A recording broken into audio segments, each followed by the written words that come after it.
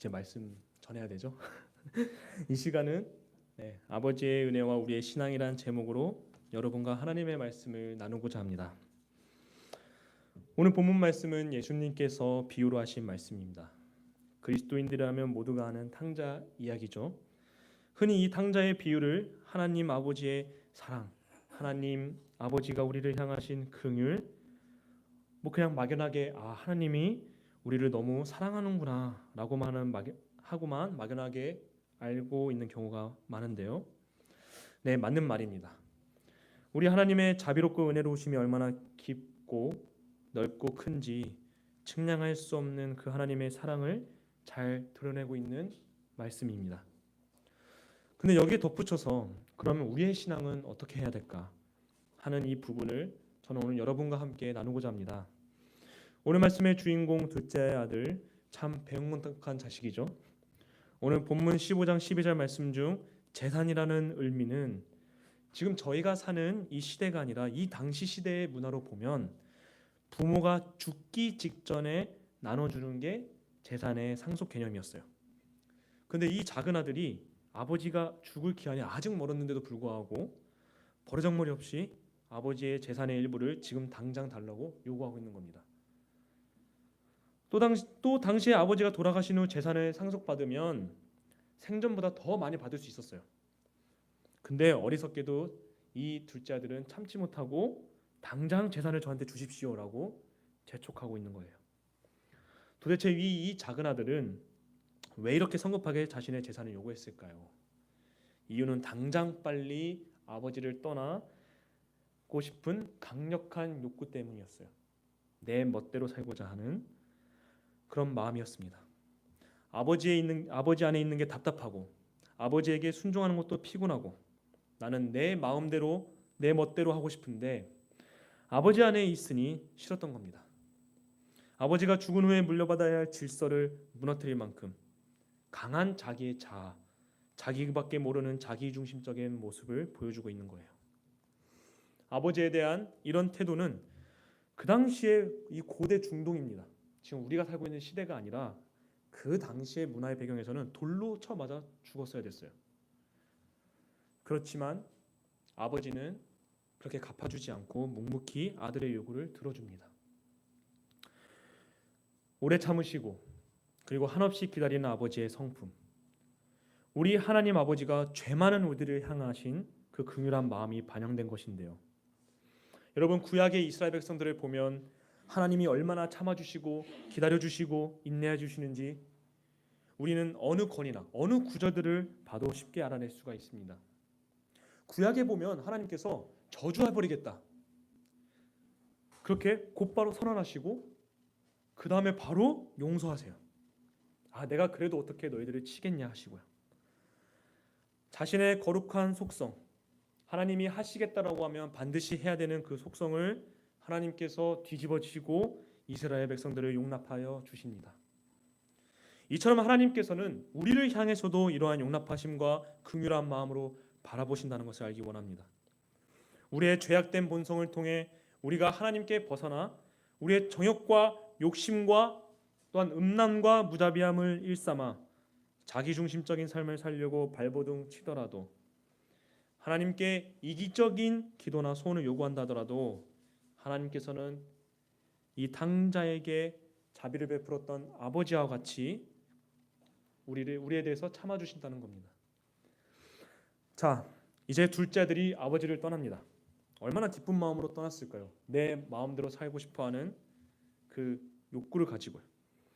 사사기의 이스라엘 백성들이 하나님을 떠나 소견에 옳은 대로 살기 원했던 것처럼 둘째 아들 또한 자신의 마음대로 살기 위해 고향을 떠나요. 오늘 말씀 13절, 그 후 며칠이 안 되어 둘째 아들이 재물을 다 모아가지고 먼 나라에 가 거기서 허랑방탕하여 그 재산을 낭비하더니 14절에 다 없앤 후 그 나라에 크게 흉년이 들어 그가 비로소 궁핍한지라. 그는 며칠 지나지도 않아 허랑방탕하게 먹고 놀다가 자기 재산을 모두 잃게 됩니다. 그렇게 재산을 다 잃고 나라에 큰 흉년까지 들어 홈리스 신세가 돼버리고 말아요. 요새는 거지라고 말하면 좀 그렇죠. 홈리스가 됩니다. 여러분, 일도 안 하고 허랑방탕하게 하고 놀고 먹고 돈을 쓰며 살면 당연히 그 인생이 망가진다는 거는 예수 안 믿는 사람도 다 압니다. 그거는 모두가 알아요. 이건 믿지 않는 사람들도 일반 은총의 개념으로서 다 알고 있어요. 근데 여러분, 근데 예수님은 이 비유를 통해 저희에게 이 말씀을 해주고 싶은 겁니다. 하나님으로부터 멀리 떨어져 있고 점점 더 멀어져 가고 있는 것은 비극이란다. 나에게서 멀리 떨어지는 것은 너에게 비극밖에 안 된단다라고 진리를 말해주고 계신 거예요. 여러분, 야고보서 1장에 보면 시험은 하나님께서 주시지 않는다고 말씀해요. 시험은 인간의 죄로 말미암아 오니 하나님을 탓하지 말라고 말합니다. 여러분, 우리가 하나님과 멀어져 살면 살수록 말씀과 기도 생활, 예배 삶과 동떨어진 마치 세상 사람들과 다를 바 없이 산다면 그것이 우리에게 얼마나 큰 비극을 주는지 예수님은 가르쳐주고 계신 거예요. 그분이 선택하신 우리에게 말씀이죠. 여러분 보십시오. 현대 세상을 살아가는 사람들을 보면 이 비극 가운데 얼마나 많이 빠져 사는지 모릅니다. 극도의 자기중심적인 어떤 심리학이나 또 어떤 철학이나 시대의 사조들이 물밀듯이 밀려오면서 이제는 신이 없어도 첨단 과학, 우리의 이성과 어떤 우리의 철학으로 우리의 유토피아를 꿈을 꿀 수 있는 거야. 우리 유토피아를 이룰 수 있는 거야 라고 외치지만 오히려 진리가 텅 빈 인간들이 만든 이 시대의 흐름은 공허함과 불안과 염려와 걱정 속에 사람들을 파묻혀 살게 하는지 모릅니다. 사랑하는 우리 의회나무 성도 여러분, 요한복음의 우물가의 연인을 생각해봤으면 좋겠어요. 그녀가 많은 남자들, 자신의 만족함을 추구하기 위해 이 남자 저 남자를 만나며 살아왔지만 그녀에게 채워지지 않았던 그 공허함, 그게 예수를 믿지 않는 모든 사람들 마음속에 있는 거예요. 근데 그거를 누가 그 갈급함을 채워주십니까? 맞습니다. 우리 주 예수 그리스도께서 내게 오면 영원히 목마르지 않는다라고 하시며 그녀가 그렇게 갈급했던 그 갈증, 그 공허함, 그것을 단번에 해결해 주셨습니다. 여러분, 찬양의 한 가사처럼 세상을 보며 사람을 볼 때 우리에겐 만족함이 없는 것입니다. 그러나 주님을 볼 때 참 만족함이 있는 것입니다. 우리의 욕심과 정욕과 쾌락은 잠깐뿐이에요. 맞죠? 맛있는 음식, 우리가 뷔페를 갈 때는 너무나 설레요. 와, 엄청 많이 먹어야지. 이것도 먹고 저것도 먹고 뭐 초밥도 먹고 못 먹었던 육회도 먹어야지. 근데 막상 다 먹고 나면 그 이후에 너에게 또 줄게라고 하면 어떻게 해요? 더 이상 못 먹습니다. 너무 배부르고 어떠한 음식, 최상의 음식을 줘도 별로 만족함이 없게 돼요. 그냥 잠깐뿐이에요. 여러분, 그러한 것들은 결코 여러분들의 갈증을, 여러분들의 빈 구석 하나를 만족시켜 줄 수 없고 채워줄 수 없습니다. 그리고 우리의 죄로 말미암은 고통, 괴로움, 하나님을 벗어나는 순간 결코 해결될 수 없습니다. 회개하고 돌아서서 오직 주님만을 의지할 때 여러분의 갈증이 해결될 수 있음을 믿으시길 바랍니다. 이제 그는 돼지가 먹는 쥐염 열매로 배를 채우고자 하지만 그조차도 주는 자가 없는 처량한 신세로 전락하게 돼요. 이때 그가 어떻게 하느냐? 여러분 17절에 보면 이에 스스로 돌이켜. 이제 둘째 아들은 생각을 하게 됩니다. 생각을 하게 돼요. 우리에게서 참된 회개의 반응이 일어나기 시작하는 그 첫 단추가 뭐냐면 자기 자신의 죄에 대한 자각에서부터 출발된다는 점입니다. 여러분, 의지가 일어나는 거예요. 의지. 탕자는 궁핍함을 경험하면서 정신을 차리게 됐어요. 우리가 하나님을 멀리할수록 죄와 가까워질수록 하나님의 구원받은 사람들에겐 뭐가 오느냐? 징계가 찾아와요. 히브리서 기자는 그렇게 말합니다. 이렇게 말합니다. 징계가 없는 자녀는 사생하다. 여러분, 환난 곧 내 마음대로 내 멋대로 사는 것이 결국 이런 꼴을 자초하는구나. 나에겐 하나님이 필요하구나 라는 어떠한 일들이 발생하는데, 여러분 매튜 헨리라는 유명한 청교도 목사님이 이런 말을 했어요. 하나님의 은혜에 의해서 거룩해진 경우에는 죄인들을 잘못된 길에서 돌아오게 하는 복된 수단이 된다는 것을 명심해라. 네, 그렇습니다, 여러분. 여러분을 하나님께로 다시 돌아오게 될 수단으로 징계가 찾아오는데, 여러분 이때 탕자처럼 내가 이렇게 살면 안 되겠구나, 도저히 내가 이렇게 살고 싶지 않다 하는 진정한 이 자각, 여러분 이 생각에서 시작이 되는 겁니다. 이렇게 자신의 죄와 잘못을 깨달은 탕자는 자신이 이젠 아들이라는 칭호도 사치이며 과한 은혜였다고 깨닫고 겸손해져요. 내가 그때는 아들이었던 게 당연했는데 이제는 내가 이 삶을 살다 보니 얼마나 우리 아버지께서 나에게 은혜를 주셨는지, 얼마나 큰 은혜 주셨는지 그걸 깨닫게 된 거예요. 그래서 얼마나 내가 죄인이었는지, 내가 얼마나 아버지께 버르장머리 없이 행동했는지 그것을 깨닫고 겸손히 아버지의 품꾼 종이 되려고 합니다. 이거는 정말 종이 되고자 했어요. 그래서 그는 다시 고향으로 출발합니다. 여러분 우리가 죄를 깨달았으면 내가 죄인이구나, 내가 은혜가 필요하구나, 내가 이젠 주님의 말씀을 따라 살며 내가 이제 하나님 안에 거하며 살아야겠구나 하면서 가만히 있으면 될까요? 여러분 우리 담임 목사님께서 늘 저랑 개혁주의 신학에 대해서 얘기도 많이 하고, 우리 교회는 개혁주의 신학을 따르고 있습니다.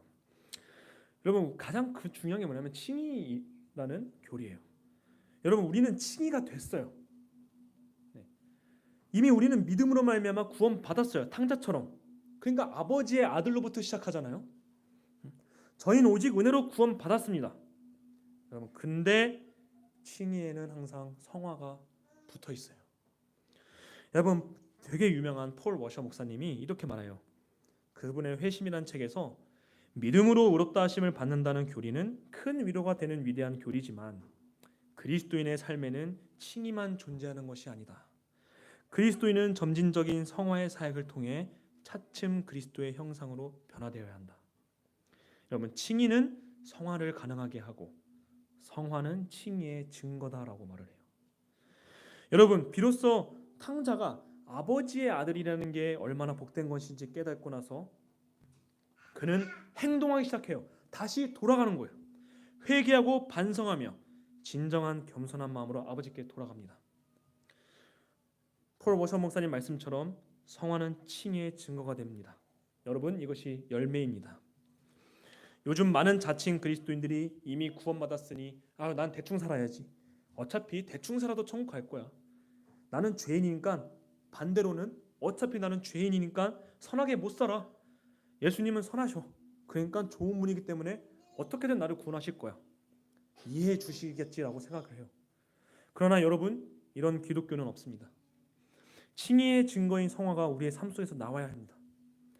내가 이토록 은혜 받았는데, 갚을 수 없는 은혜 받았는데, 나한테 100데나리온 빚진 사람 용서해야지, 어떤 이런 마음, 여러분 그 마음에서 죄에서 돌이키고 싶어하는 그 갈망, 더 온전해지고자 하는 건강한 욕망, 이것이 우리 삶 속에 열매를 맺어줄 줄 믿습니다. 여러분 이제 드디어 탕자는 아버지를 만나러 오는 길이에요. 그런데 아버지가 어떻게 하냐면 거리가 아직도 먼데 탕자를 보고 불쌍히 여겨서 달려가 목을 안고 입을 맞춥니다. 여러분 그때는 이 어른들이 자기보다 낮은 사람한테 달려가서 이렇게 앉는 행동이나 이런 거는 수치였어요. 근데 아버지는 그 수치보다 탕자를 너무나 사랑했기 때문에 남들이 조롱하건 비웃든 것 간에 다시 그를 껴안고 환대를 해줘요. 여러분 우리 성부 하나님께서 성자 예수님을 십자가에 못 박히시는 엄청난 수치, 죄 없이 신 완벽한 신이 죄를 짊어지고 죽으신 그 수치, 그 엄청난 수치를 겪어야만 했어도 여러분 우리를 향하신 그 사랑 때문에 그 사랑으로 우리를 받아주셨습니다. 그 사랑으로 우리가 하나님과 장벽 없이 이제 마음껏 하나님과 교제하게 되었고 창조주이신 하나님의 자녀로 맏아들이신 예수님의 형제로 신분이 완전히 변화된 거예요. 우린 탕자처럼 수시로 우리 하나님 아버지를 벗어나 살 수 있어요. 바울이 내 안에 죄와 선한 일을 행하자 하는 이 두 마음이 항상 싸운다고 했어요. 늘 죄에 진다고 해요. 그러나 다시 돌아오기만 하면 됩니다. 진정으로 회개하며 돌아오고 회개하며 돌아오며 성화되어져 가는 그 인생이 되면 되는 거예요. 여러분, 아버지 앞에 외적인 어떤 열심을 탕자는 개발하거나 노력하지 않았어요. 내가 이제 이렇게 살겠습니다. 내가 어떻게 하겠습니다. 이런 거를 개발하지 않았어요. 되게 좋은 말을 하거나 그런 걸 하지 않았어요. 그런 노력은 오히려 첫째 아들이 했었죠. 완벽한 삶. 근데 결국 질투와 시기의 모습을 보여주었습니다. 탕자는 그저 한없는 하나님의 은혜 앞에 자신의 죄를 회개하며 아버지를 붙잡았을 뿐인데 그는 더 이상 자신의 자기중심적인 인생으로 빠지지 않게 됐습니다.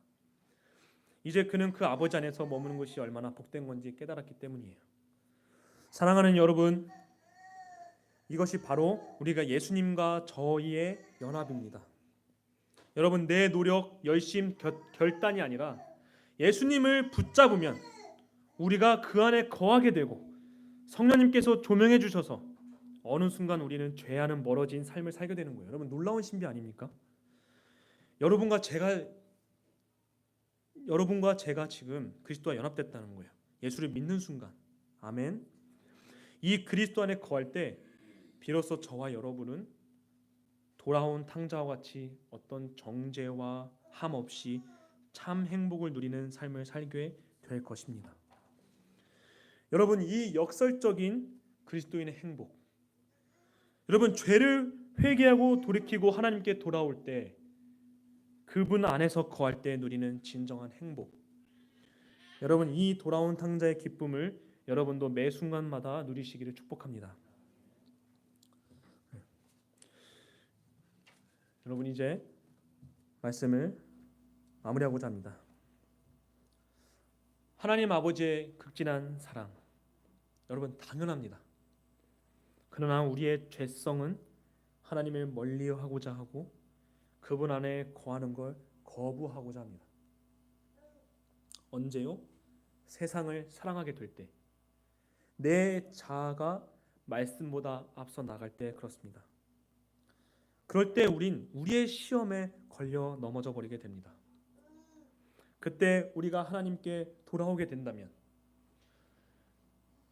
우리가 회개하고 그 죄를 미워하고 더 이상 하나님으로부터 멀어지고 싶지 않게 될 때 여러분은 그리스도를 붙잡게 될 것이고, 아직 이 땅을 밟고 살아갈 동안 죄를 반복해서 지을 수 있겠지만 점점 그 죄들이 줄어드는 성화의 삶을 살아게 될 것입니다. 탕자의 마지막 엔딩처럼 여러분은 참 행복을 누리며 살게 될 것입니다.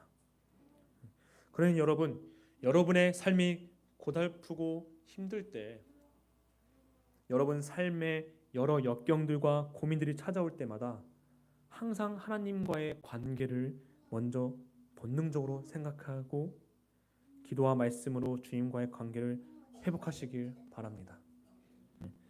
여러분에게 경건의 유익, 여러분이 경건하고자 하는 그런 의지, 그것을 가지고 여러분들이 하나님께 붙잡힌 바 될 때 그 경건의 유익이 뭐가 있죠? 이생과 내생의 약속이 있다는 것입니다. 그 이생과 내생의 약속이 여러분들의 삶 속에 있기를 주님의 이름으로 축복합니다.